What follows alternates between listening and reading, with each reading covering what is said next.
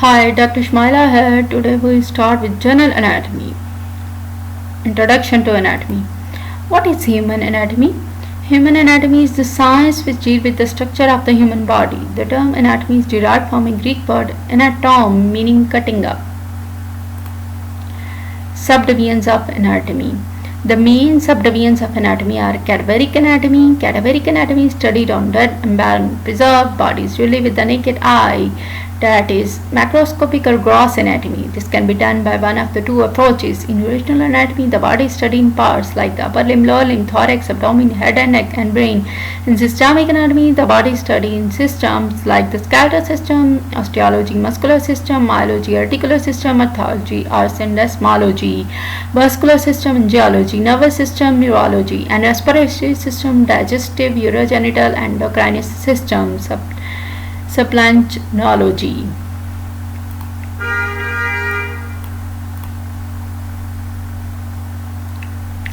Living anatomy. Living anatomy is studied by inspection, palpation, percussion, auscultation, endoscopy, radiography, and electromyography. Embryology. Developmental anatomy is the study of the prenatal developmental changes in an individual. The developmental history is called ontogeny, and evolutionary history on the other hand is called phylogeny. Histology. Microscopic anatomy is the study of the structures with the aid of microscope. Surface anatomy. Topographic anatomy is the study of the deeper parts of the body in relation to the skin surface.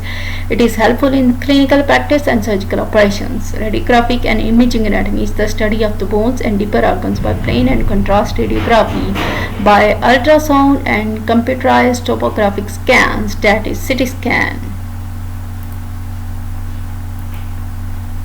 Comparative anatomy is the study of anatomy of the other animals to explain the changes in form, structure, and function of the different parts of the human body.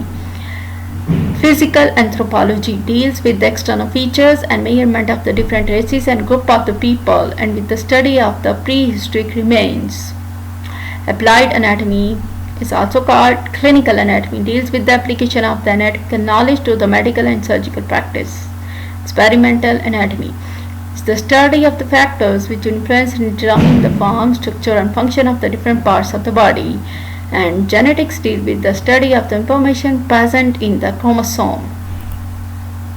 So, we discuss terms related to position and movements. Positions. Anatomical position.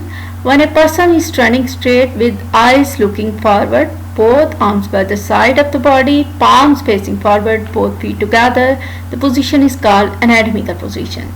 Spine position. When a person is lying on his back, arms by the side, palm facing upward, and feet put together, the position is spine position. Prone position.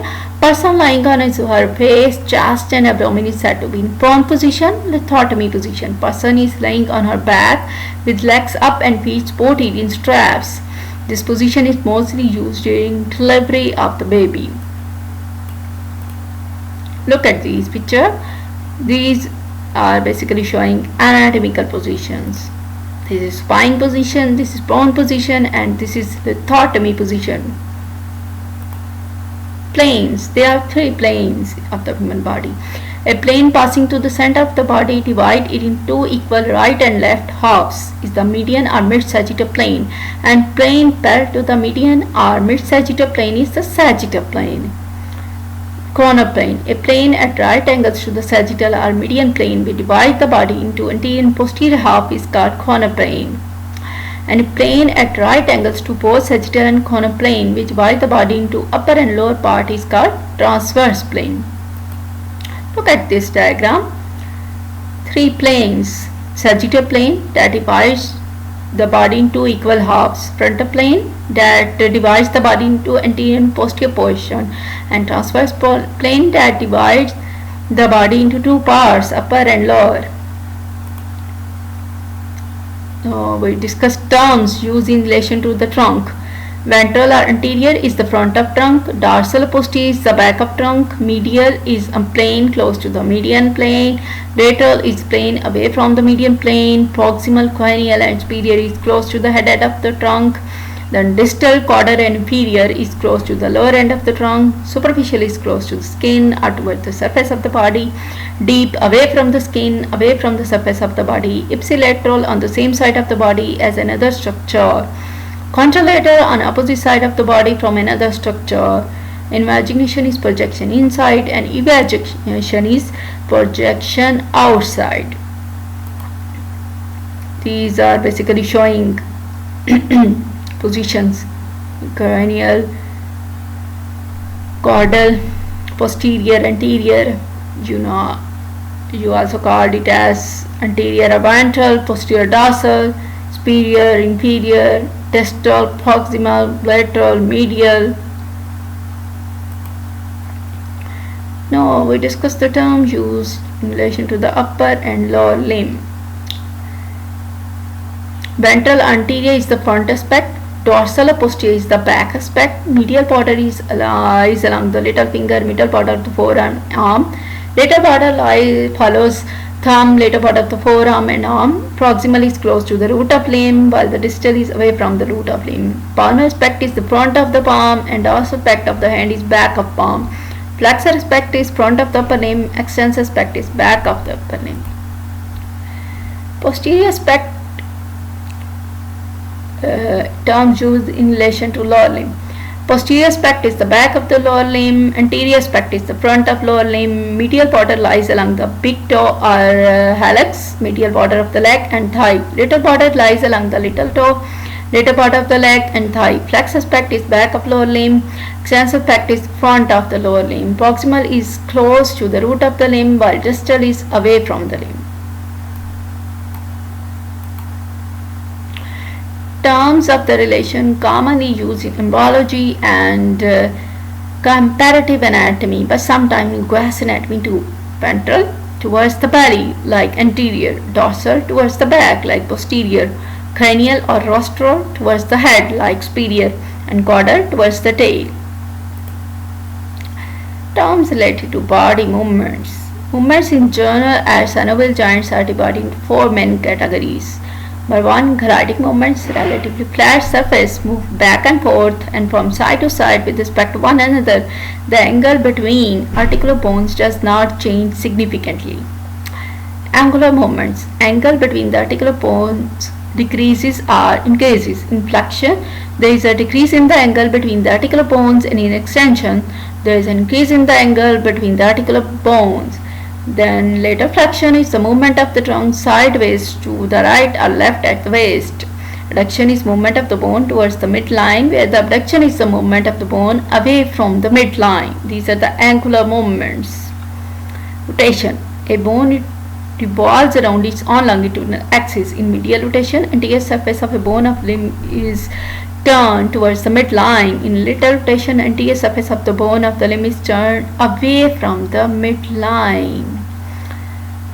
Special movements. These occur only at certain joints, for example, pronation, supination at radial joint, protection and retraction at temporomandibular joints. These are the special movements.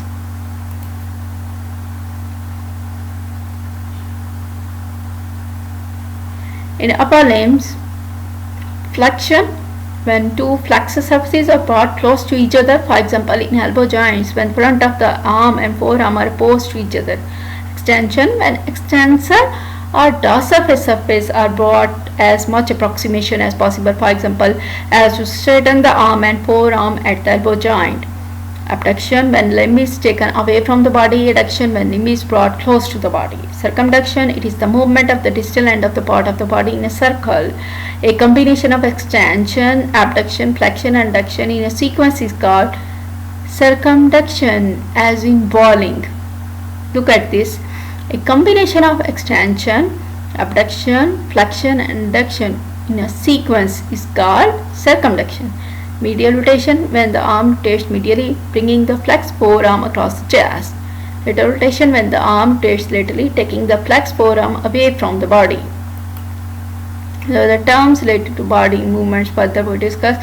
Supination, when the palm is facing forward or upward, as in putting food in mouth. Pronation, when the palm faces backward or downward, as in picking food with fingers from the plate. Adduction of the digits when all the fingers get together. Abduction when all the fingers separate. The axis of the movement of the finger is the line passing through the center of the middle finger. Opposition of thumb when tip of the thumb touches the tip of any of the fingers. Circumduction of the thumb, movement of extension, abduction, flexion, and adduction in sequence is called circumduction of thumb. In lower limb, flexion of thigh when the front of thigh comes in contact with the front of the abdomen. Extension of thigh when the person stands erect. Abduction when the thigh is taken away from the median plane. Abduction when the thigh is brought close to the median plane. Medial rotation when the thigh is turned medially. Lateral rotation when the thigh is turned laterally. Flexion of the knee when the back of thigh and back of leg come in opposition. This is the flexion of the knee. And extension of the knee when the thigh and leg are straight line as in standing. Now we discuss dorsiflexion of the foot when the dorsum of the foot is brought close to the front of leg and sole faces forward. Plantar flexion of the foot when the sole of foot or plantar aspect of the foot faces backward. Inversion of the foot when the medial border of the foot is raised from the ground, and eversion of the foot when the lateral border of the foot is raised from the ground. In the neck, flexion when the face comes close to the chest. Extension when the face is brought away from the chest. Lateral flexion when the ear is brought close to the shoulder. Then rotation when neck rotates so that chin goes to the opposite side. This is basically rotation. Opening the mouth when the lower jaw is lowered to open the mouth. Clear of the mouth when the lower jaw is opposed to the upper jaw, closing the mouth. Protraction when the lower jaw slides forward in its sockets in the temporal bone of the skull. This is protraction. And retraction when lower jaw slides backwards in its socket in the temporal bone of the skull. This is retraction. In the trunk, backward bending is called extension, forward bending is called flexion, sideways movement is called lateral flexion, and sideward rotation is called lateral rotation. Now look at these movements. These are basically showing the type of movements at the synovial joints. Gliding between carpal bones. These basically movements at the synovial joint. These are the movements basically neck region, flexion, extension, further hyperextension, and this is the movement showing. This picture is showing movement of the shoulder joint like flexion, extension, hyperextension, and this is showing elbow joint movement. Flexion and extension. This is wrist joint, flexion, extension, and hyperextension. This is your leg, hip joint, flexion and extension and hyperextension. For the knee joint, flexion, extension, and then intervertebral joints, later flexion. Further, this picture showing shoulder joint, abduction, adduction, wrist joint, abduction, adduction. Hip joint, abduction and adduction. Abduction means away from the body, and adduction means towards the body. Metacarpophalangeal joint of the fingers, not the thumb. Abduction, spreading of fingers, and adduction, closing of the fingers. This is the shoulder joint, circumduction. This is the hip joint, circumduction.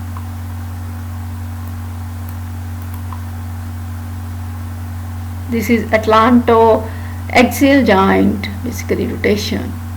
This is shoulder joint, lateral and medial rotation. This is hip joint, lateral and medial rotation.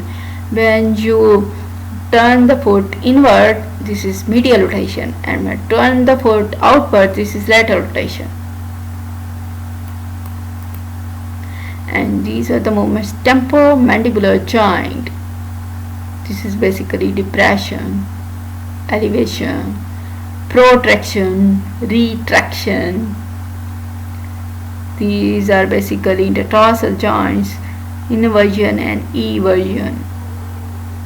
Ankle joint, dorsiflexion, plantar flexion, and radial joints, supination, pronation, and carpometacarpal joint is opposition.